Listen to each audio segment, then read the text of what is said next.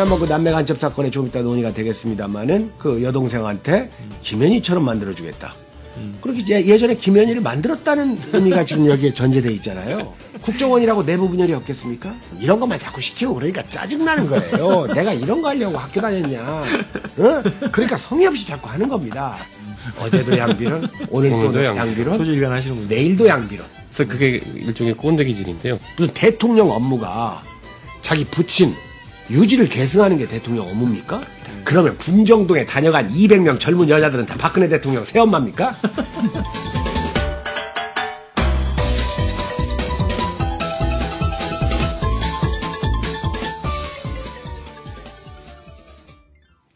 역사와 철학이 있는 혁명시사방송 국민이 갑이다 30회 시작하겠습니다. 저는 주권방송 대표 권호혁입니다. 네, 저는 유사진보를 위한 딸의 유사진보를 향한 거친 숨소리 김덕입니다. 네, 이 극악한 시국에 종북몰이가 아주 과도해지고 있는데 더욱 종북임을 자처하는 김갑수입니다. 네, 반갑습니다. 김성교입니다. 두 분들은 앞에 멘트를 준비를 해오시나 봐요, 매주. 그죠? 아니요, 즉석입니다. 그래요? 네. 자, 지난주에 또 어떻게 지내셨는지 또 얘기를 해주시고, 오늘 할 얘기도 굉장히 많습니다. 지금 시국이다 보니, 할 얘기들 많고, 또 진실을 가리는 얘기들을, 그리고 본주를 꿰뚫는 얘기들을 많이 해야 될 것 같습니다. 그래서, 앞에 이제 뭐 댓글 소개까지는 좀 간단하게 좀 진행하고요. 본주제로 곧바로 들어가도록 하겠습니다. 지난주에 어떻게 지내셨는지요? 시작한 거였어? 하죠. 잘린 변호사입니다. 안 했나? 예. 다 압니다. 잘렸는지. 예, 저부터 뭐 말씀드리면, 여기 지난주가 국회 통합진보당 이석기 의원 그 체포동의안 처리 뭐 또 영장실질인사 이걸로 바빴죠. 예, 그걸로 언론도 바빴고 저희 당도 그걸로 아주 초비상에 대단히 바빴습니다. 누구보다도 바쁘셨을 것 같아요. 그리고 이제 지난 토요일 청계광장 촛불 좀 다녀오고 다행히 촛불 이번에도 제가 보기에는 한 2만 명은 되는 것 같은데 또 어떤 사람 작게 세고 그러대. 왜 그렇게 숫자를 잘못 세는 거 모르겠네. 정세 인식 정도에 따라서 숫자가 달리 보일 겁니다. 예, 토요일도 아주 힘있는 집회, 좋은 집회였습니다. 그날 그 집회에 민주당은 불참했죠? 공식적으로는 그렇고요. 민주당의 몇몇 의원들은 보입니다. 네. 아니 원래 대국민 보고대회를 대전에서 한 거잖아요, 공식적으로. 네. 그럼 거기에 불참하신 민주당 의원들이 계실까? 왜 그러시지? 네. 전반적으로 민주당 입장이 세계적으로 세 개 정도로 갈리는 것 같더라고요. 보니까. 촛불이든 국정원. 진선미, 홍익표 의원 뭐 이런 양반들하고 보이시던데. 그래요? 그러니까 진선미, 홍익표 씨는 이제 문제 있다라는 얘기하는 쪽이고, 그다음에 김영환 누구죠? 김영환 씨. 예. 김영환 씨하고 선을 얘기했던 조경태. 네. 뭐 아주 보수적으로 나오는 사람. 조경태, 추미애, 민병두. 민병두지. 네. 그걸 어떤 사람들 뉴 보수라고 하던데 뉴자는 안 맞고 어나더 보수, 또 다른 보수라고 파악을 해야 되겠죠. 예. 중간에 이제 지도부들이 이제 왔다 갔다 하는 입장을 보여서 전체적으로 보면 3분화되어 있는 것 같더라고요. 지금 지난주 동정 시간에 민주당으로 지금 논의가 확장이 됐는데 저는 그 집필이 끝났고 그래서 지난주는 나름 좀 한가하게 보낸 편입니다. 다만 성묘에 미리 좀 다녀왔고 그 다음에 어느 날인가 경부고속도로 상행선에서 그 버스 전용 차선에 들어섰다는 이유로 이 범칙금 통보를 받았습니다. 네. 전용차로 이번 걸리셨구나. 네, 그런 것 같습니다.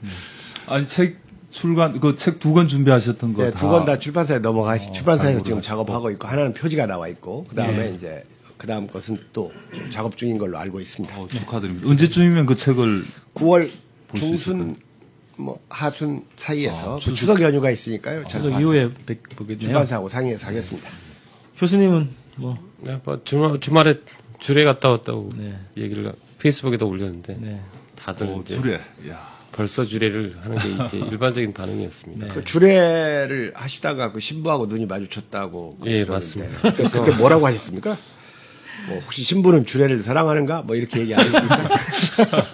실제로 주례를 하다 보면 신부들이 주례를 잘 안 쳐다보고 땅바닥을 쳐다보거든요. 네. 근데 쳐다보더라고요. 그래서 되게 당황을 했는데, 왜 그때가 그 신부가 가장 예쁠 때지 않습니까?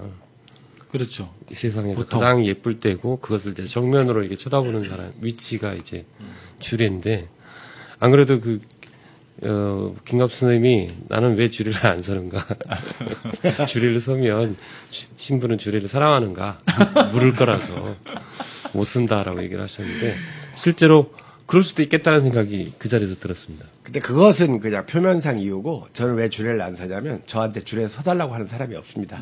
그래서 안 쓰는 겁니다. 앞으로 좀 생길 것 같은데요. 자, 뭐 댓글 몇 가지 좀 얘기를 하고 넘어가겠습니다. 율리시스라는 그 아이디로 쓰신 분이 계신데, 여기에서 저희 방송 중에 정청래 의원 학벌 가지고 저희가 얘기한 적이 없는데 학벌을 따지는 얘기를 했다, 이런 얘기를 하셨어요. 이거 오해고요. 다시 한번 들어보시고, 저희들은 학벌 가지고 장난치고 비아냥대고 한 적이 없습니다. 그렇죠. 지난주에 진중권 교수가 동양대학 교수라는 얘기 외에는 네. 학벌 얘기를 한 적이 없는데, 아마 다른 방송에서 들은 것을 이쪽에다가 댓글을 다신 것 같고, 네. 그것은 오해라는 것을 분명히 네. 밝혀드리고 싶습니다.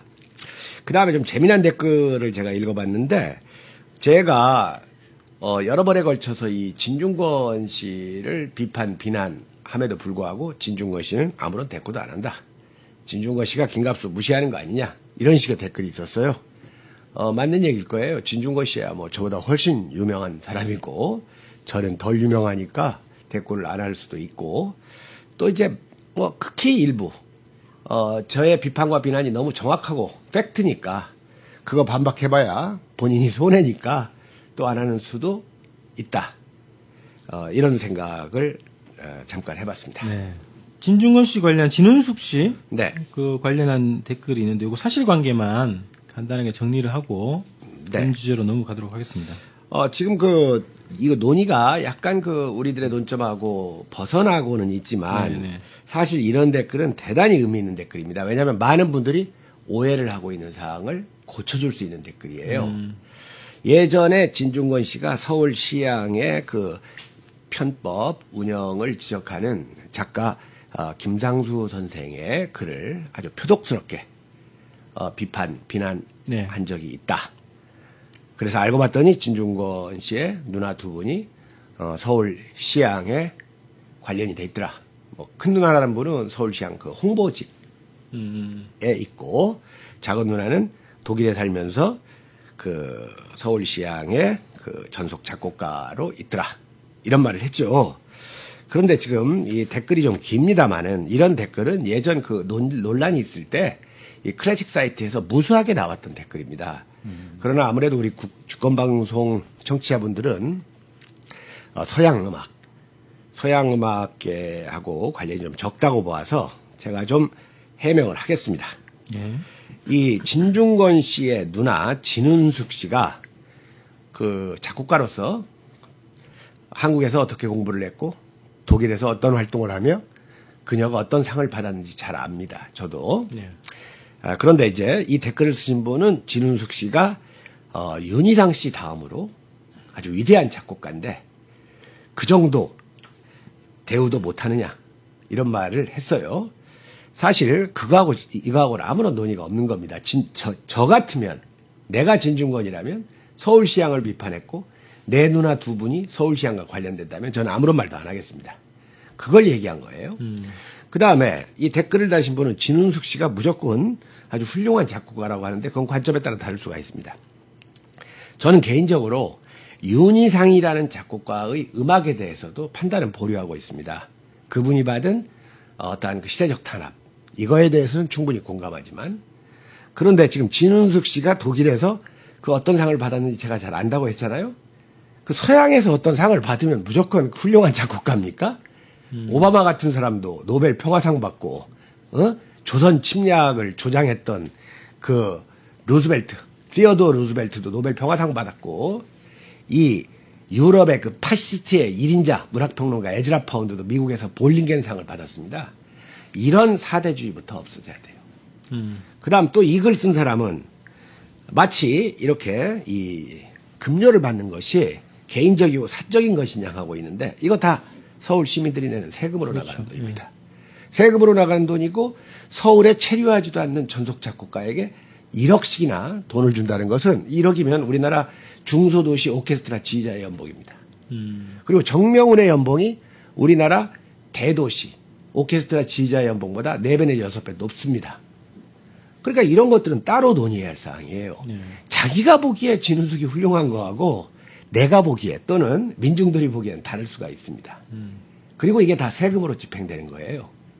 따라서 당연히 논의돼야 되는 거고 지금 이 사람은 정명훈이 지휘를 맡아가지고 공연장이 전석 매진된다고 했는데 맞는 말입니다. 저도 가봤어요. 전석 매진은 사실이에요. 그러나 수지적자로 따질 때는 예전하고 별 차이가 없습니다. 그리고 음악을 이렇게 전석 매진 상업적으로 해석하려면 민영화 시켜야죠. 왜 세금으로 운영합니까? 그러니까 여러분들이 궁금하신 분들은 그 미디어 오늘에 들어가셔서 김상수를 쳐서 김상수 작가가 한 5번에 걸쳐서 서울시향의 그 운영을 지적한 글을 한번 읽어봐 주시기 바랍니다. 네. 자, 이렇게 좀 정리를 하겠습니다. 자, 오늘 주제도 지금 뭐 시국 얘기를 주제로 좀 해야 될 것 같습니다. 그래서 통합진보당에 대한 조작 사건들, 경과들, 그리고 왜곡되는 내용들 쭉 한번 정리를 좀 해볼 거고요. 그리고 최근에 뭐 박비어천가라고 그러는데 온갖 언론이 박근혜 씨에 대한 뭐 정책도 아니고 이것은 주로 겉모양, 패션, 뭐 머리 모양 이런 걸로 도배하고 있는데 그런 얘기를 좀 해보도록 하겠습니다. 자, 우선 먼저 간단하게 또 황당시사 코너로요. 조선일보가 단독 보도한 최동욱 검찰총장에 대한 혼의 아들 설 요거에 대해서 한번 짚어 넘어가겠습니다. 지금 먼저 우리 이 논의의 제목이 조선의 하수구 기사 아닙니까? 조선의 하수구 기사. 예, 하수구라는 말을 사실은 조선일보가 쓴 말이에요. 우리가 지금 여기 다른 제목이 아닙니다. 네. 4년 전에 한 장관 청문회가 있었을 때 모 언론에서 그 장관의 제가 그 장관의 이름은 안 밝히겠습니다. 혼의 아들설을 제기했었어요. 근데 아마 그 장관이 조선일보는 자기들 구미에 맞았던 모양이에요. 네. 그래가지고 그 프랑스 이것도 역시 사대주의예요. 그래 프랑스 뭐 미테랑 대통령인가가 그 혼의 그 딸인가에 있었잖아요. 네. 그걸 예로 들면서 이런 걸 가지고 장관 청문회에서 문제를 삼는 것은 하수구 저널리즘이다. 라고 조선일보가 4년 전에 이런 기사를 썼던 사람들이에요. 네. 그런데 이번에는 최동욱 검찰총장이 그 국정원 수사를 나름대로 좀 끈질기게 하는 것 같으니까 정부의 입장에서는 좀 그 가시거리죠. 그렇죠. 네. 예. 하는 것 같으니까 이 최동욱 검찰총장을 흔들려고 또는 죽이려고 이 혼의 아들설을 그것도 인터넷 톱기사로 그렇죠. 지금 연속 2번을 지금 보도하였습니다. 그러니까 이 하수구 저널리즘이라는 말은 조선일보가 들어야죠. 옛날 친노 배우 명계남 씨가 조선일보는 언론이 아니라 범죄 집단이다 이런 말을 한 적이 있는데 아마 그런 말에 공감하는 국민들이 상당히 있다고 봅니다. 그래놓고 나서 이 조선일보가 뭐라고 했습니까? 그 최 검찰총장이 부인을 하니까 아들이 없다는 걸 밝혀라. 그 논리적 오류를 이용하는 방법 아니라는 걸 밝히라고 나섰어요. 국정원 논리네, 딱. 예, 딱 국정원 논리예요. 그런데 놀랍게도 이 최 검찰총장이 오늘 유전자 검사라도 받겠다고 치고 나왔어요. 그렇죠. 지금. 처음에는 모론이다 했다가 오늘 이제 유전자 검사 받겠다. 했죠. 네, 그렇는데 사실은 이건 제가 보기에는 유전자 검사를 받고 싶어서 그러는 게 아니라 요 정도 말로 논의가 저는 끝난다고 생각합니다. 유전자 검사라는 건 저쪽이 신청을 해야 받는 거거든요. 그러니까 혼의 아들로 만약에 있다면 당연하죠. 진짜 확인 소송이 들어가야지 받을 거 아닙니까? 쌍방 동의가 돼야지. 그러니까 이 최 검찰총장도 만만치 않아요. 그리고 이 시점에서 이런 걸 가지고 보도하는 조선일보가 정말 썩어 문드러진 범죄 집단이라는 그 옛날 명계남 씨의 말이 저는 적극했다고 봅니다. 네. 그럼 뭐 다 이제 우리 분석을 이렇게 하죠. 이게 그 김기춘 실장 오고 나서 뭐 감사원장 그리고 검찰총장까지 다 이렇게 친박 일색으로 다 정리하려고 하는 수순이다. 뭐 이런 분석을 다 하고 있는데 뭐 타당한 분석인 것 같아요. 예. 그러니까 이거는 거의 명백히 아마 그 현재 국정원 수사, 예. 그 저희들이 보기에는 대단히 미흡 부족했다 이렇게 보는데 또 보수 언론이 보기에는 그렇죠. 조금 해놓은 거 그거마저 가했다. 네네. 이렇게 평가하는 모양이죠. 그 김용판이가 그거에 대한 보복 불편한 신기 이걸 그 김용판 씨를 선거법 위반으로 그 검찰에서 그 반대를 그렇죠. 무릅쓰고 밀어붙였잖아요. 네. 그 참 근데 공교로운 게 뭐 아까 입증 문제 그건 뭐 말도 안 되는 거 수사도 언론 보도도 이게 진실하다는 거에 대한 입증 책임은 수사기관에 있고 언론사에 있는 건 명백한 겁니다. 당연하죠. 당연한 건데 재판에도. 그런데 공교롭게 그 지금 이제 최동 현 검찰총장 네. 이 낙마하면은 후임으로 거론되는 사람이 누구예요? 현재 그 통합진보당 뭐 R5 사건 네. 이걸 관할 수사하고 있는 수원지검장이 유력한 총장 사기 후보랍니다. 예전에 그 이명박 때 그런 게 있었잖아요. 수원에서 있다가 곧바로 올라 하다가 이제 잘린 변호사 공안통 검사에서는 이런 기억은 안 나는데 그래서 수원에서 가장 이 실적을 쌓아서 곧바로 대검 중수부나 이렇게 그 중앙으로 올라온다는 그 루트라는 겁니다. 이 이제 현재 수원지검장 이 양반이 중앙지검에 예전에 3차장을 했는데 이명박 시절에 그때 저 미네르바 구속 강행하고 뭐 또 뭐 MBC 노조 집행부 법원에서 영장 기각하고 했던 건데 그거 뭐 영장 또 강행하고 그랬던 양반이라는데 그러니까 그런 거대한 그 음모가 배경이 돼 있지만 저는 그런 그 외제적인 것보다도 이 조선일보 보도의 야비함이에요. 그 어린 아이가 다녔던 그 사립 초등학교에 가서 학적부를 뒤져보고 그 11살짜리입니다. 네. 그 다음에 언제 미국에 갔고 어느 동 아파트에 살았고 타고 다니던 차가 어떤 차라고 보도하는 이 조선일보야말로 정말 그 매도당해야죠. 그리고 어느 면에서 우리나라 대통령, 최근에 대통령 중에 이걸로 자유로운 사람이 있습니까? 예? 사실 이런 건 불행한 일이긴 하지만 과거에 저는 있었던 일이라면 그 아이를 어떻게 돌봤느냐가 중요하다고 봐요. 그렇지 않습니까? 그러면 이 아이를 제대로 교육시키고 제대로 공부시키고 책임을 지는 모습을 보였으면 저는 이런 문제가 공직하고는 상관이 없다고 봅니다.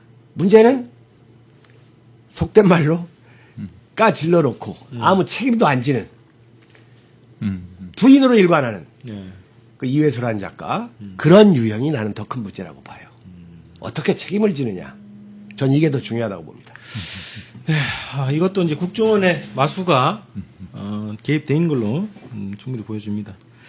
자, 그 다음에 이 통합진보당에 대한 내란 음모 조작 사건에 대해서 본격적으로 한번 좀 다뤄보도록 하겠습니다. 여러 가지가 이제 주제들이 있습니다. 우선은 가장 중요하게는 저는 이제 불악지 매수 사건, 불악지를 동원한 공당에 대한 그 사찰 이런 사건에 대해서 먼저 좀 다뤄야 될 것 같은데요. 지난주에 그 진보당 이상규 의원이 기자회견에서 이런 얘기를 했습니다. 국정원이 지난해 2월부터 9달 동안 경기도 시흥시에 사무실을 차려놓고 검찰, 경찰, 기무사 등과 합동 TF를 꾸려서 진보당 인사들을 집중 사찰했고 대선 직전에 TF를 해산한 뒤에 국정원 단독으로 정당 사찰을 해왔다 이런 겁니다. 공당에 대한 이 공안기구의 불법 사찰을 진행한 거죠. 자, 그 다음에 불악지에 대해서는 하루에 1,000만 원 이상씩 도박 빚을 지던 사람이었다는 거예요. 그 사람에 대해서 국정원에서 매수를 한 거였다는 거고요. 하루에 1,000만 원도 도박에서 잃었다. 네. 계속 1,000만 원씩이 아니라. 네. 많이 잃었을 때. 네, 많이 그리고 잃었을 그런 때. 것도 지금 보도가 된 게 있습니까? 네, 있습니다. 그래. 그리고 전 가족이 해외에 나가서 평생 살 수 있는 조건을 제한받은 걸로 알고 있다. 이런 얘기를 했습니다. 그래서 그 불악지를 수년 전부터 매수를 했다는 거죠. 보도에 의하면 이 그 불악지 활동했던 사람이 2010년도 천안함 사건을 보고 이 진보운동에 대해서 회의를 느껴서 예, 그렇습니다. 이 활동을 시작했다고 얘기하죠. 자, 그럼 최소한 3년 정도 동안 이 활동을 해왔다는 거고요. 신분을 속인 채 해왔다는 건데 이 사람한테 돈을 얼마나 뿌렸을까? 이거를 대략 계산한 또 그 어떤 분들이 계시더라고요. 그 내용을 쫙 보니까 지난번 댓글 사건 관련해서 확인된 건 이거죠. 일반인 조력자한테 9개월 동안 9천만 원을 준 거예요. 그래서 그 조력자가 자기만 먹었을지 아니면 여타의 그 동료들한테 뿌렸을지는 모르겠지만 어쨌든 확인된 것만 지금 현재 9개월 동안 9천만 원, 한 달에 1,000만 원씩 지급을 국정원에서 했다는 겁니다. 자, 그런데 이제 이 사람 이제 뿌락지로 매수된 이 사람은 2010년 말부터 2014년 8월까지 한 3년 동안 그죠? 최소한 3억 6천 지급하지 않았는가 이런 예상이 좀 되는 거고요. 다니던 직장도 그만두고 운영하던 당구장, 아파트 모두 처분했다는 상태고요. 그리고 지금 46세니까 이분이 한 3, 40년간 생활할 수 있는 자금을 그죠? 노후를 다 뭐 책임진다고 했다니까요.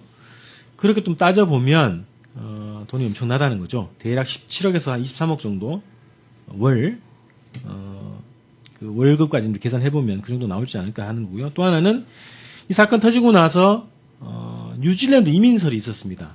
지금 추진하고 있는지 모르겠지만 현재까지 확인된 건 없지만요. 뉴질랜드 이사를 가게 되면 두 가지 방식이 있답니다. 투자 이민으로 두 가지 방식인데 그 뉴질랜드가 이제 그 86억 정도를 3년 동안에 투자를 하면 영주권을 받을 수 있는 곳이랍니다. 그렇게 되면 건강 범죄를 제외하고는 조건이 없다는 거고요. 연령, 사업 경력 묻지 않는다고 하고 영어도 한마디 못해도 관계없다고 합니다. 이런 조건이 있고요. 그건 뉴질랜드 설이 확인이 됐을 때 의미가 있는 말씀이죠. 네. 그래서 그렇게 따져보면 뭐 이분의 주장은 한 86억 세대 21억 뭐 이렇게까지. 어떤 분이 그런 계산을 냈습니까? 뭐 아고라의 언론 글입니다. 그래서 이런 얘기들이 있는데 이야기는 아마 주위의 지인들한테 아니 그렇게 된 겁니다. 뉴질랜드 간다 본인 입으로 이야기를 하고 다녔다. 모 언론의 기자가 1일 얼마 안 됐지 않습니까? 1일 날 이 뿌락지로 얘기되는 이 모 씨가 제가 이름은 압니다만 밝히지 않겠습니다. 살던 수원시 권성구 아파트를 찾아갔는데 텅 비어 있었어요. 그래서 아파트 주민을 만났더니 이사하는 날 이 씨의 부인이 자녀 교육 문제로 뉴질랜드로 이민 간다고 인사하러 왔다. 그 뒤로 그 연락이 끊겼다. 이렇게 얘기를 했고 그 다음에 방금 말씀하신 대로 이 모 씨가 술 도박을 많이 했고 그 다음에 경희대 캠퍼스 수원 그 앞에서 운영 중이던 당구장도 방치했다는 겁니다. 이 당구장이 월 한 350만 원의 적자를 내왔다는 거예요. 그러니까 이제 이런 소식을 전해들은 지인들은 정말 믿을 수 없겠죠. 그러니까 믿을 수 없다는 반응을 보였고 이 뿌락치로 얘기되는 이모 씨를 마지막으로 본 분이 누구냐면 그 건물에 입주해 있는 한 상인이 8월 27일 날 당구장에서 우연히 마주쳤다는 겁니다. 그리고 그 뒤에 전화를 했더니 그 없는 번호라고 나오는 걸로 봐서 이 전화도 아예 다 정리한 게 아닐까. 그러면 그 전화를 정리했다는 것은 그래도 일말의 신변 변화가 있지 않고서는 어려운 일이죠. 전화를 안 받으면 몰라도 정리가 됐다 그겁니다. 그러니까 요 정도로 지금 그 이 프락치로 거는 데는 국정원에서는 그 내부 제보자라고 얘기되는 이모 씨의 행적이 지금 알려져 있습니다. 지금 이게 당이나 이런 데서 좀 파악되는 게 있나요? 변호인 쪽에서도? 글쎄, 저희 측에서도 이제 중요한 정의 되는 거죠. 이쪽 양쪽이 다. 왜 그런가 하면 이 사건은 사실상 이 사람이 유일한 정인. 그 녹취록도 이 사람이 제공한 거니까 주요한 증거는 다 이 사람에 걸려 있는 건데. 그래서 유일한 증거이다시피 한 거에서. 그래서 주위에 뭐 어디로 가는지 알아보고 있는데 행방이 여튼 묘연한 거는 맞는 모양입니다. 애가 학교 둘인가인데 한 명은 학교 다니는데 학교를 찾아가도 학교도 안 오는 것 같고. 그래서 짐작, 추측컨대는 국정원에서 지금 아이 신병을 확보하고 뭐 데리고 있는 게 아니냐. 이게 가장 유력한 국정원의 안가, 뭐 또는 하나원 같은 시설 이런 데다가 두고 있는 거 아니냐, 전 가족을 이렇게 추측은 하고 있습니다. 뭐 보도에 따르면은 뭐 법정에 나와서 증언하겠다 이런 결심을 했다 이런 얘기까지 있거든요. 국정원 수사기관 입장에서도 이 사람이 한 진술이 증거가 되려면은 본인이 법정에 나와서 증언을 해야 됩니다. 네. 일단 그게 원칙이었어. 그러니까 그까지 데리고 나와야죠, 국정원. 그러니까 저희가 이제 확인한 거에 따르면 저희가 취재를 나름 했는데요. 뉴질랜드로 간 기록은 없습니다, 지금. 그래서 가지 않은 것은 확인됐고요. 근데 어디 있는지 확인 안 되는 거죠. 예. 그런데 이제 문제는 그 의문사 진상조사위원회나 진실화해위원회의 그 조사록들을 보면 이 프락치들의 신변이 대단히 위험합니다. 이 프락치들에게 그 어떤 진술을 자꾸 강요하고 이거에 대해서 거절할 때 이 프락치들에게 대단히 그 위해가 가해지거든요. 그러니까 이거에 겁나가지고 지레 그 목숨을 끊은 것으로 짐작되는 프락치들도 있었고 과거 80년대, 90년대 초반까지 이런 일들이 비일비재로 있었거든요. 그러니까 저는 이 사건의 유일한 그 증언자일 수밖에 없는 이 모 씨의 이 신변 확보가 무엇보다도 필요하고 출국 금지와 함께 신변 보장도 요청해서 이 여론을 저는 환기해야 된다고 봅니다. 지금 이 사람이 없어지면 이 녹취락이라는 게 아무런 의미가 없어지는 겁니다. 그렇죠. 네. 그렇죠. 그래서 지난주에 말씀하셨던 것처럼 그 두 가지 경우, 해외에 가 있을 경우나 그 다음에 사망했을 경우 두 가지 경우에는 이 녹취록이 증언자가 없어도 증거로 채택될 수 있다는 거잖아요. 그러니까 조금 이제 복잡한 이야기인데요. 네. 재판의 증거라는 건 두 가지인데 이게 이제 증거가 될 수 있느냐 하나하고 그 다음에 이거의 신빙성, 증명력이라고 그러는데 이 증거를 가지고 법원에서 믿을 만하다 아니다. 그 앞에는 이제 저 증거 중에서만 이제 증명력을 다투게 되는 것인데 그 지금 법원이 증언할 수 없게 된 경우 증언을 해야 되고 법정에 나와서 자기의 진술이 맞다, 자기가 본 게 맞다, 들은 게 맞다 이런 걸. 근데 이제 그렇게 하지 못하는 특별한 사유가 있는 경우에 뭐 좀 죽어버렸다든지, 뭐 해외 이주를 했다든지, 중환자로 입원해가지고 도저히 뭐 거동할 수 없는 상태라든지 이런 경우에는 일단 증거로는 인정을 해주죠. 네. 이제 그 다음 문제, 이제 증명력의 문제는 그 왜 그랬는지 사정에 따라서 증명력의 강도가 차이가 있겠죠. 그래서 그냥 이렇게 어마어마한 일을 벌려놓고 해외로 날라버리는 경우 일단 증거는 될 수 있을 텐데. 그 다음에 증명력 부분과 관련해서는 상당히 약해지겠죠. 이런 문제가 있죠. 근데 일단은 나오지 않게 되면 국내에 있으면서도 일단 증거 자체가 될 수 없게 되는 거죠. 그래서 당에서 그분에 대한 뭐 조치가 지금 진행된 게 있나요? 조치가 될 수, 어디인지도 모르는데 무슨 조치를 합니까? 아니, 출국 금지라든가, 뭐, 신변 보장, 이런 조치? 출국 금지라는 건 이제 범죄 수사를 목적으로 해서 고소를 하거나 해서 이 수사상 필요하니까 출국을 막아달라고 신청하는 것인데 현재 뭐 고소까지는 아직은 진행하지는 않고 있습니다. 그리고 이 사람이 지금 이 사건 관련해서 이석균 의원에 왜 딱 3명 구속됐잖아요, 네. 그 3명이 다 절친한 사람들. 근데 한 사람은 국정원 수사 흘러나오는 이야기로는 윗선 조직에 이렇게 돼 있는 거죠. 또 한 명은 자기 대학 때부터 친한 친구. 한동근 씨. 수원을 중심으로. 그렇죠. 그리고 또 다른 한 분은 학교 한 해 선배. 그러니까 이 구속된 세 사람은 그게 어떻게 보면 딱 이 제보자, 뿌락치 이 사람 때문에 구속되었다고밖에 볼 수 없는 공교롭게 딱 제일 친했던 대학 동기, 대학 한 해 선배, 같이 활동했다고 주장하는 그 사람, 여기만 딱 구속된 거니까. 그러면은 이 사람이 진짜 자기 제일 친한 사람들을 팔아먹은 게 되어 있긴 한 거죠, 이제까지는. 그렇게 볼 수밖에 없는 상태이긴 하죠.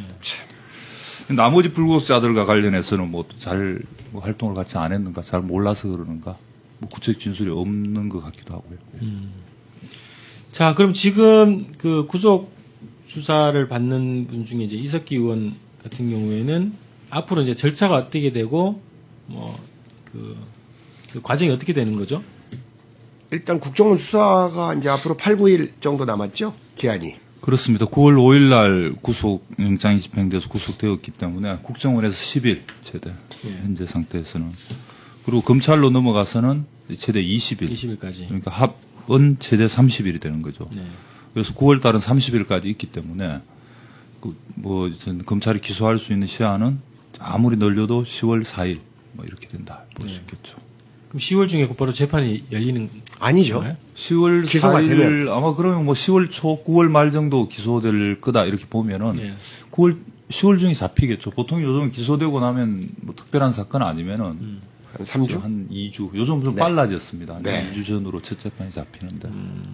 근데 이 사건은 아마 기소되어도 막바로 공개 재판을 시작하지는 않고 쟁점이나 증거 이런 걸 미리 좀 정리를 하고 본 재판은 뒤에 아마 쟁점 정리 이런 걸 사전에 진행하고 그럼 공개 재판은 거의 11월 달 갔으나 아마 시작되지 않을까 싶습니다. 지금 그 의원에 대한 그 뭐 인권 침해 여러 가지 이제 국정원과 검찰이 뭐 회유 얘기도 나오고요. 뭐 이런 얘기도 나오는데 그 얘기를 좀 여러 가지 지금 이야기 나오죠. 이게 지금 저희들이 파악하고 있기로도 아까 말씀드렸듯이 유일한 증거는 그 제보자 또는 뿌락치 이 한 명밖에 없다. 그와 관련해서 그러니까 저 국정원발 뭐 이렇게 해서 한두 명 더 있다 이런 이야기도 나오는데 뭐 저희 당에서 파악하기로는 그거는 거짓인 것 같고 심리전인 것 같고 네. 그 외에 뭐 누가 수사에 협조하면은 이 대상자들 중에도 처벌하지 않겠다. 소위 기소유예 같은 거 있잖아요. 국가보안 사건에서는 기소유예 비슷한 게 공소보류라는 제도가 있는데 네. 기소유예와 공소보류 차이는 결과는 같습니다. 두 개 다 처벌 안 한다는 건데 기소유예는 기소유예 처분을 한번 하고 나면 끝입니다. 사실상 처리가 되는 거, 종결되는 거다 그러니까 볼 수 있는데. 국정원이 기소유예권이 있습니까? 뭐 있습니다. 그런데 공소보류는 종결이 아닙니다. 기소유예와 차이는. 그렇습니다. 언제든 다시 계속 발목을 붙잡아둘 수 있는 건데 수사에 협조하는 사람은 그 공소보류로 처벌하지 않겠다 이런 설들까지 흘리고 있긴.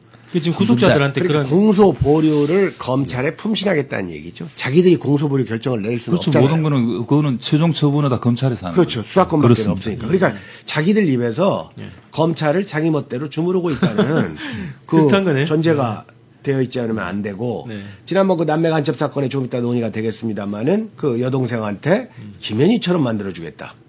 그렇게 예전에 김현희를 만들었다는 의미가 지금 여기에 전제되어 있잖아요. 그러니까 예, 그런 것도 있고 최근에 또 제명과 관련해서도 내란 음모 저 전문가들로부터 그게 되냐 이런 비판이 많고 또 반대 의견도 만만치가 않으니까 뭐 여적죄를 또 검토하겠다 이러기도 하고 있는데 이것은 증거도 또 실제 이제 공소유지와 관련해서도 국정원 수사기관에 상당히 불안함을 좀 반증하는 거 아니냐.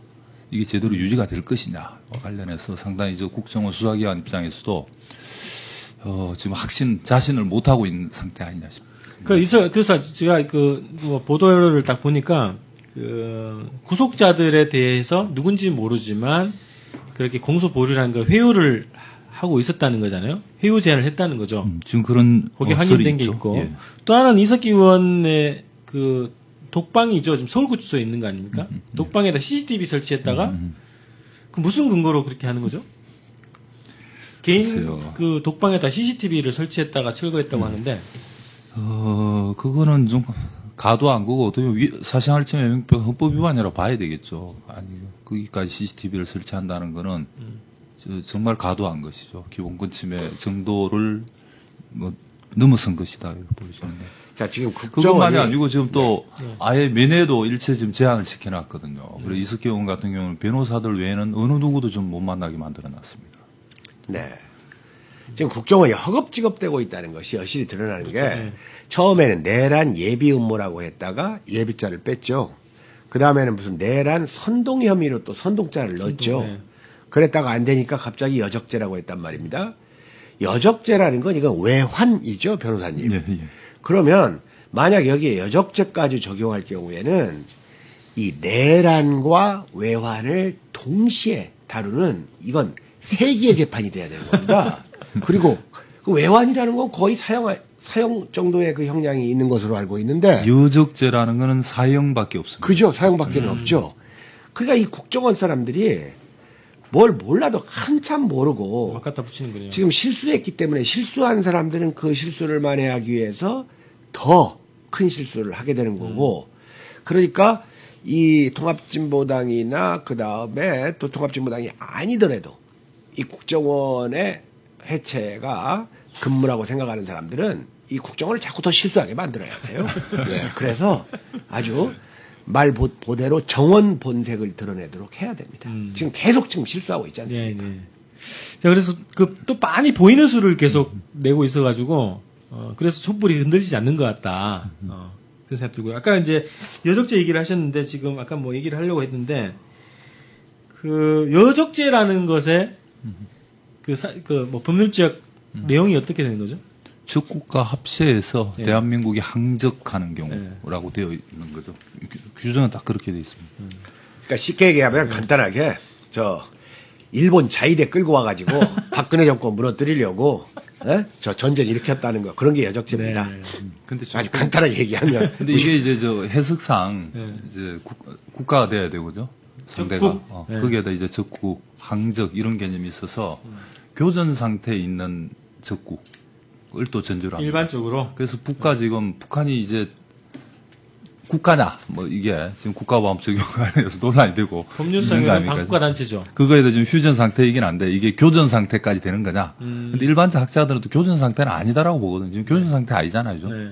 그런 거에서 적용하기에 무리가 있는 게 있고 또 이게 실제 이제 그 정도에 이런 거냐 또 위험성이 있는 거냐 뭐 여러 가지에서는 아마 내란 음모, 내란 선동을 적용하기보다 여적죄 적용하기가 더 어려울 겁니다. 근데 왜 이걸 그런데 여기서 법률 전문가들이 지금 이 북한이 국가냐 이제 이런 논의를 하는 거에서 조금 조심해야 될 것이 뭐냐면요. 이런 논의는 이 이석기 의원 측에서 북한하고 관련이 있다는 것을 전제로 하는 그 느낌을 줄 수가 있어요. 그러니까 이걸 논의할 때는 꼭 사전에 이런 것들 같이 얘기를 하셔야 됩니다. 그렇지 않습니까? 저는 그렇게 봐요. 그러니까 지금 일단 저는 지금까지 알려진 거로는 이 사건에서 분명한 것은 정체불명의 뿌락치가 작성해 놓은 녹취록밖에 없는 거예요. 그런데 많은 국민들이 이 녹취록과 녹취 음성을 확연히 구분을 안 해요. 녹취록이라는 건 이건 음성이 아니고 문자 아닙니까? 그렇죠? 따라서 이 문자가 신빙성을 띠려면 대단히 여러 가지 전제 조건이 갖춰야 됩니다. 누가 녹음을 했고 누구의 말을 녹음을 했고 이 녹음 행위가 적법했는지 그리고 그 사람이 한 말을 온전히 다 녹음을 했는지 온전히 다 녹음을 했다면 녹음한 내용을 또 빠짐없이 다 기록을 했는지 이게 확인되지 않고는 이 출처불명의 녹취록이라는 건 정말 봉이 김선달의 서류밖에 안 되는 거예요. 게다가 이걸 누가 발설했습니까? 한국일보가 발설했잖아요. 누가 준 거예요? 국정원이 줬지요. 자, 한국일보한테 물어봅니다. 누구한테 받았니? 너희들. 자, 누가 줬는지도 몰라요. 게다가 제대로 받았다 하더라도 이건 피의자 그 피의 사실을 공표하는 위법적인 거예요. 아무런 의미가 없습니다. 따라서 지금 많은 사람들이 이 녹취록의 내용을 가지고 이러쿵저러쿵 하는 것 자체에 대해서 저는 반대했어요. 따라서 저는 이 녹취록의 내용에 대해서는 지금까지 언급한 적이 하나도 없습니다. 왜? 아직 그럴 단계가 아니라 그겁니다. 이 녹취록의 내용이 어느 정도의 신빙성을 띠려면 이 프락치로 얘기된 제보자가 나타나야 되는 거예요. 최소한도 이 제보자가 나타날 때까지는 기다려줬어야 돼요. 내용을 왈가왈부할 단계가 아니다. 그렇죠. 이런 거에 대해서 그냥 이런 걸 헤아릴 수 있는 능력도 없는 자들이 그리고 그만큼 또 정의롭지도 않은 자들이 이 내용을 가지고 기정사실화해서 한 이 모든 논의들이 저는 대단히 무모하고 위험하고 과연 이 한국 사회가 문명사회인가를 회의하게 만든다 그겁니다. 우리가 예전에 그 닉슨이 워터게이트로 사임을 한 결정적인 사건은 그 녹음 테이프를 제출하라고 할 때 일부를 잘라가지고 제출했기 때문에 그게 결정적인 사건이에요. 녹음의 일부를 잘랐다는 건 편집했다는 것이고 편집했다는 것은 불리한 상황에서의 편집은 이게 조작이라는 혐의를 받는 거고 왜 조작을 하냐? 상대편을 기만하기 위한 거라 그겁니다. 그런데 지금 이 녹취록이라는 건 정말 그 어떤 신빙성도 없는 상태인데 뭐 그냥 배웠다는 사람들은 물론이고 국회의원이라는 사람들, 기자라는 사람들, 그리고 택시 타면 택시 운전사까지 그냥 이석기 구속된 거 알아요? 하고 물어보고 이게 완전히 광풍에 휘말려 있다. 물론 그 1차적으로는 국정원의 책임이고 2차로는 언론의 책임이라고 봅니다만은 충분히 알만한 사람들까지도 이런 것을 정의롭게 발언하지 못하는 이 한국 사회에 대해서 통탄을 금할 수가 없습니다. 네. 그래서 뭐 본서부터 이제 뭐 터지자마자 분석 들어갔죠. 그 내용이 뭐 충격적이고 뭐 이런 내용 온갖 이제 얘기들이 다 나왔는데, 자 그래서 지금 국정원이 어쨌든 이게 좌충우돌을 하고 있고 또 이게 저번에 우리가 방송할 때도 얘기했지만 국정원이 준비가 안 된 상태에서 터뜨린 거예요. 그러다 보니까 이제 허급 지급한 거고 온갖 실수를 다 나온 거고 여론이 자기 마음대로 안 굴러가니까 어제 또 보던가요? 보니까 수사방해, 업무방해 혐의로 압수수색에 항의했던 당원들, 당직자들, 보좌관들 소환하겠다. 이제 완전 보복극이죠. 그러니까요. 27명이나 또 소환하겠다 이러고 있습니다. 그리고 또 문화일보에 또 나왔습니다. 보도가 RO식 숨은 지하 조직이 최소 2개 플러스 알파가 활동 중이다. 이런 또 보도가 나왔습니다. 그래서 이게 또 심재철 의원이 뭐 국정원으로 받은 자료라고 해서 공개한 그 자료를 바탕으로 해서 쓴 기사입니다. 그래서 이 의원이 총책이었던 RO 조직과 같은 사건들이 몇 개가 더 있는 것으로 판단한다. 라는 것이 고위 당국자의 얘기라는 거예요. 그래서 앞으로 계속 못 먹어도 거기다 가자 그냥.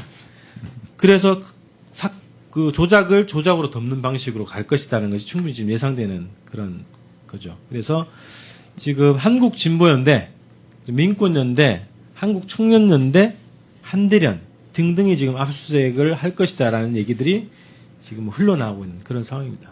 그래서 앞으로 계속 확대를 시킬 것으로 예상됩니다. 그래서 여러분들이 듣는 분들께서는 충분히 예상을 하시고 흔들리지 마시고 잘 대처를 하셔야 될 것 같습니다.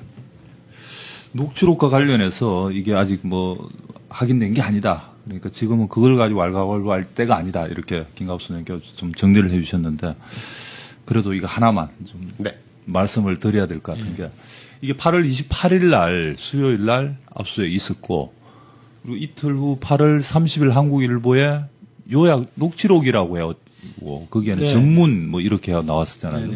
근데 알고 보니까 이게 전문이 아니었고 요약본이었다 이런 거 있죠. 62쪽짜리를 10쪽으로 줄여놨던 것이죠. 그거를 다 정리를 해가지고 뭐 1차 그래서 처음에 언론에 내보낼 때는 그 10쪽짜리 이게 전문인 것처럼 처음에는 속여서 내보냈죠. 그래서 그러다가 이게 이제 전문이 아니다. 요약본이다. 이렇게 되고 나서 지난주 이제 월요일, 화요일, 9월 2일, 3일 한국일보에서 이틀에 걸쳐서 62쪽짜리 전문을 실어놨습니다. 이게 보면은 일단 두 가지만 말씀드리겠습니다. 하나는 요약본과 전문, 그러니까 10쪽짜리와 62쪽짜리 내용이 일치하지 않습니다. 정말 그래요? 일치하지 않습니다. 전문의 요약본이라는 게 전문에 있는 문장 그대로를 딴 게 아닙니다. 편집한 겁니다. 예를 들면 3줄, 4줄짜리를 한 줄짜리로 자기들이 입맛대로 가공한 문장의 앞뒤를 다 자르고 그냥 편집했다는 거네요. 단어를 따와서 단어를 조합했다. 그런 겁니다. 일단 그렇고 전문 62쪽짜리를 보면은 잘 말이 연결이 안 됩니다. 또 예컨대 명백한 그 위치가 절두산 성지였는데 그걸 결전성지라고. 그러게요. 이렇게 또 녹취를 해놨습니다. 이런 또 여러 가지 잘못 문맥상, 논리상, 역사적 사실상 명백히 잘못되어 있는 녹취가 많거든요. 그걸 거꾸로 유추해 보건대 아마 녹음 파일의 이 상태가 대단히 불량한 것 같습니다. 그러니까 이 녹취하기가 애를 먹었던 모양입니다. 그러다 보니까 지금 전문을 봐도 무슨 말인지 잘 모르는 게 많습니다. 공란이 많고 이 문장이 또 연결이 잘 안 됩니다. 봐도 무슨 말 하는 건지를 파악하기가 어렵습니다. 요약본하고는 정말로 어감, 이 시집 이게 완전히 다르다 이런 말씀을 드리고 아마 녹음 상태가 대단히 불량한 것 같다. 그러니까 뭐 동영상이든 녹음 파일이든 이거는 공개를 못 하고 있는 게 아니냐. 그럼 거꾸로 실제 이제 음성 파일이 있다고 하더라도 음성 파일의 내용 가지고는 만약 그게 공개되었더라면 이 정도의 대국민적 충격 이런 사건 이렇게 일으키지를 못했을 것이다. 오히려? 대단히 좀 뻥친 게 있는 것 같다. 네. 이런 일단 이 정도 네. 지금 저희가 추측 확인할 수 있는 이 정도 이거는 또 좀 아셔야 될 것 같아서 워낙 지금 국민들은 초기에 10쪽짜리 요약본 이 내용만 거의 뭐 쫙 도배질이 되어버려서 어떻게 이런 이야기를 해?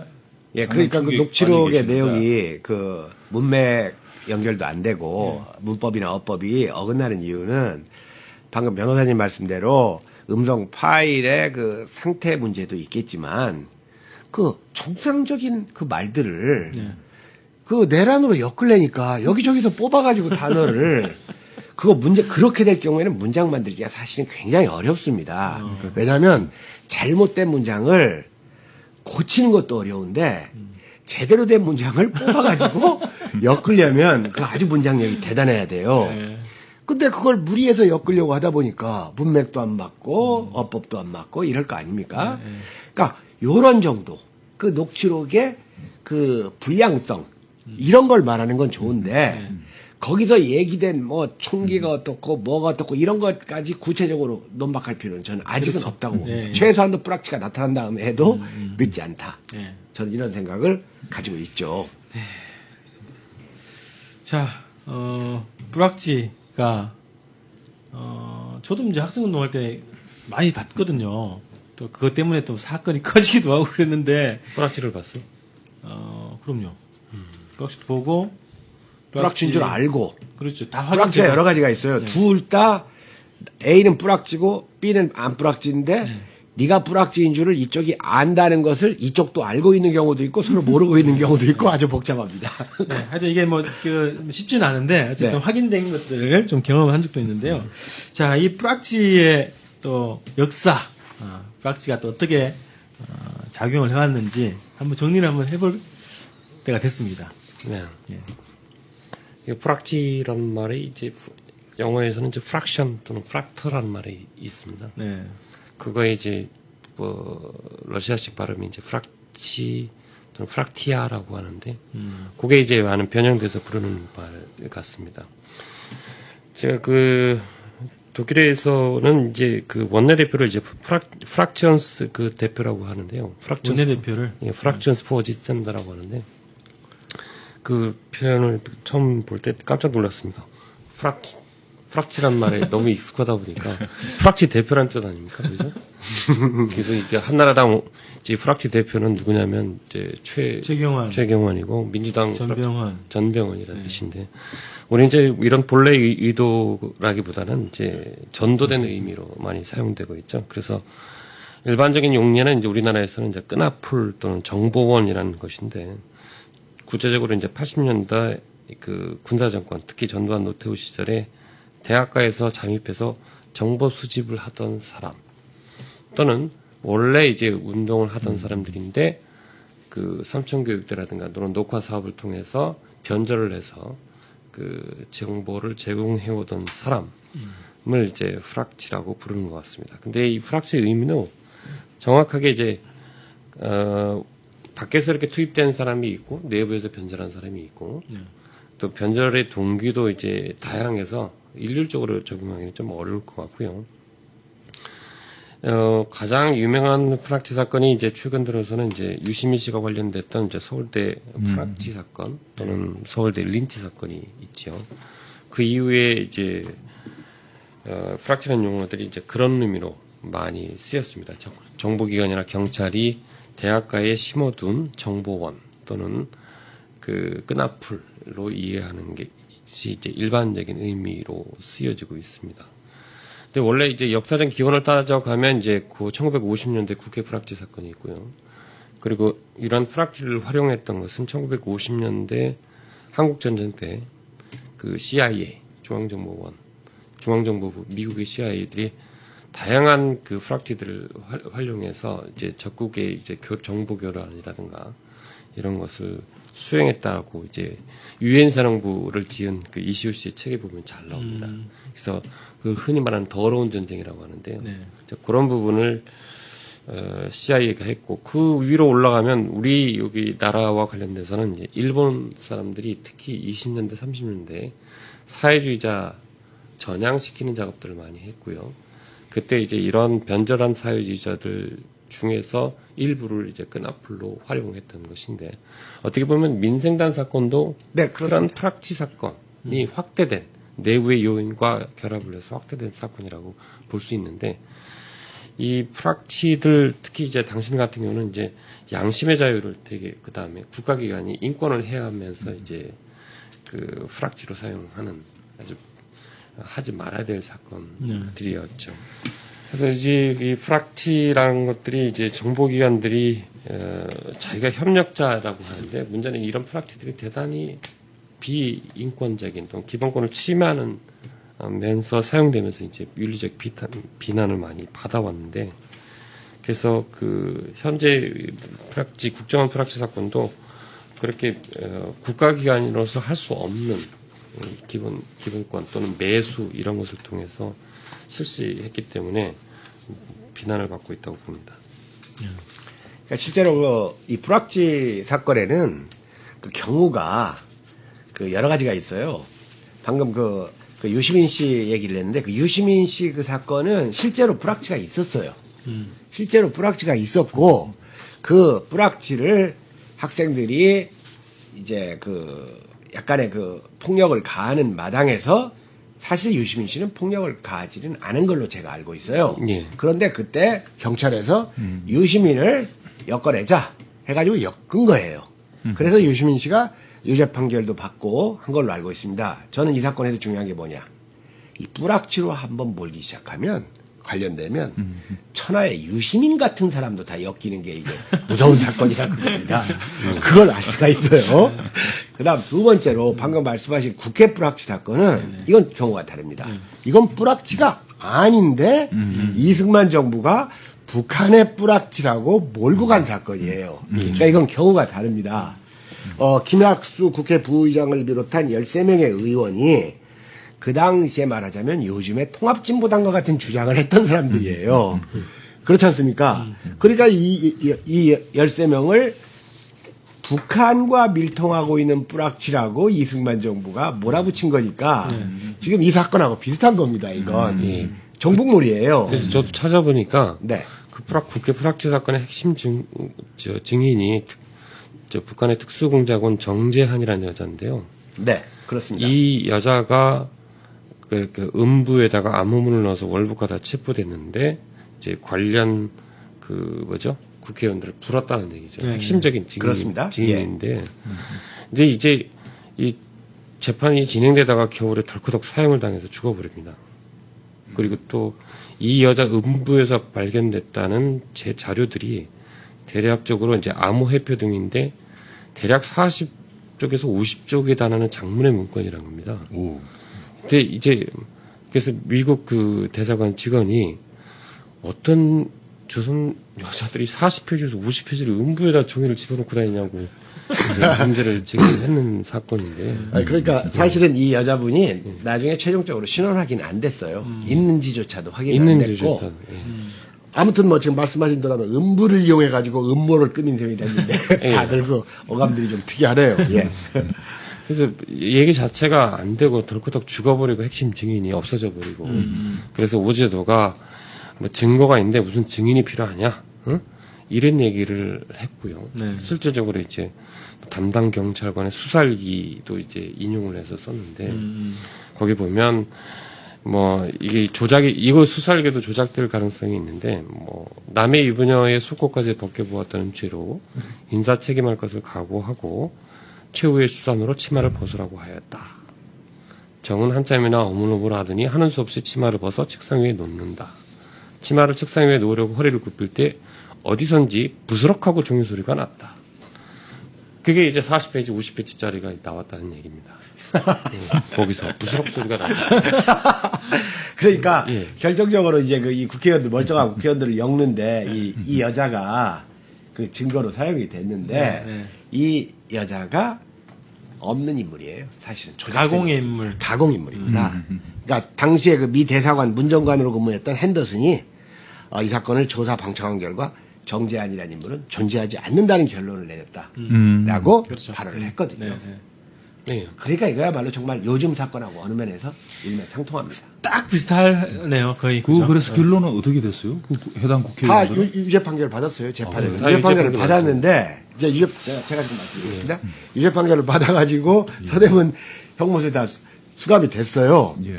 수감이 됐다가 이제 유교가 터지니까 인민군들이 와서 이 사람들 다 꺼내줬어요. 그 사람, 꺼내주고 나니까 이분들의 대부분이 남았다가는 죽을 것 같으니까 북으로 갔고, 한 명만 이 남해 남아가지고 이 사건을 규명하려고 하니까 네. 이미 이 사건은 법적으로 다 무효를 시킨 사건이라고 해가지고 더 이상 논의가 안 된 걸로 제가 알고 있습니다. 네. 문제는 이제 이 프락시 사건을 계기로 해서 반민특위를 해산시켜 버렸다는데. 그렇죠, 예. 이걸 이용해가지고. 거기에 핵심이 있죠. 그렇습니다. 그러니까 임시조치법에 따라서 백지화된 사건에 대해서는 더 이상의 이의를 제기하지 못하도록 해놨고, 방금 김 교수님 말씀하신 대로인데요. 여기서 왜 국회의원들 뿌락치를 만들었느냐? 이걸 가지고 분위기를 험악하게 만들어서 반민특위를 와해시켰죠.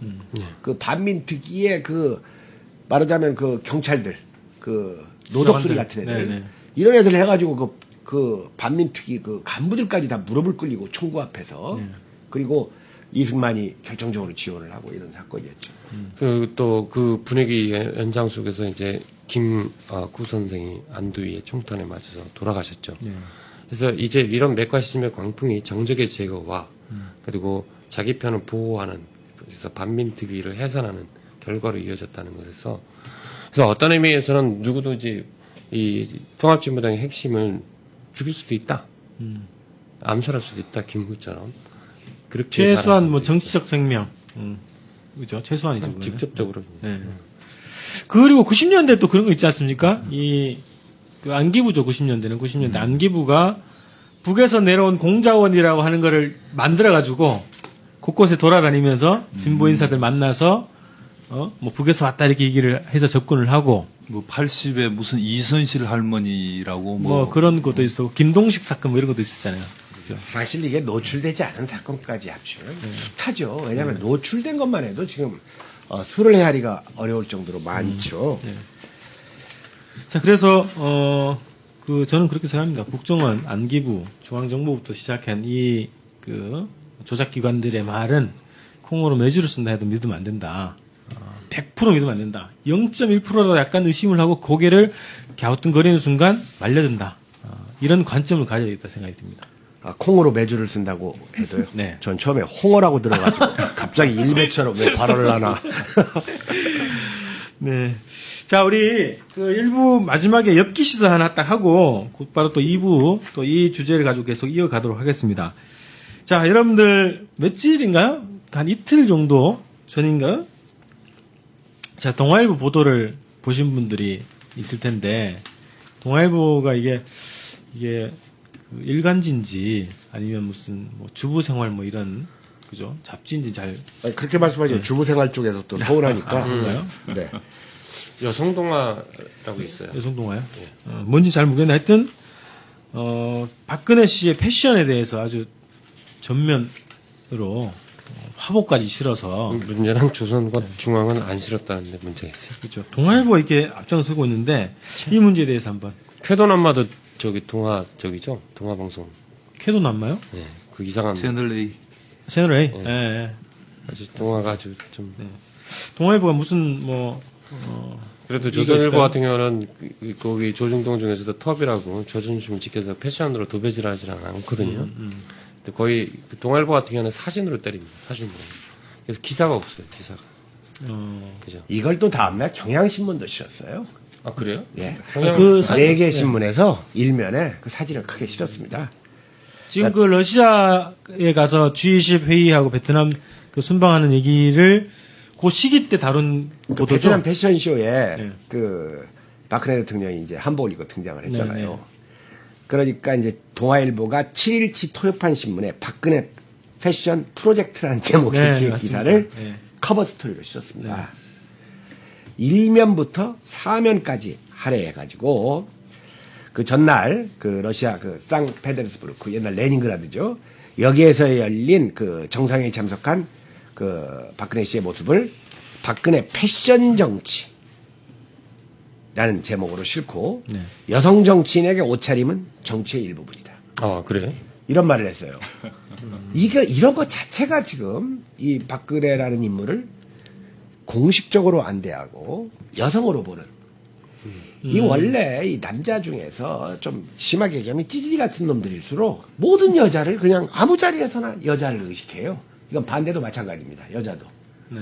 어떤 자리든지 이성을 의식해야 할 자리가 있고 뭐 그런 자리에 자주 뭐 가는 분들도 있겠지만 아닌 자리가 있잖아요. 그렇죠. 그런데 이 못난 놈들이 꼭 아무 데서나 여자를 의식합니다.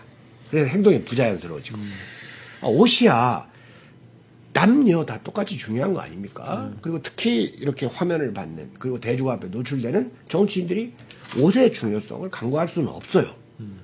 근데 이 사람들이 지금 이명박 대통령한테 옷 입는 거 갖고 한 번이라도 얘기한 적이 있습니까? 없잖아요. 없네요. 그러니까 이게 참 문제라 그겁니다. 그러면서 이 기사들 속에는 그의 스타일을 선망하는 패션 지자가 많다. 여기서 그는 박근혜 대통령입니다. 그 다음에 보세요. 요가로 다진 날씬한 몸매와 단아한 외모 덕분에 옷빨이 잘 받는 스타일이다.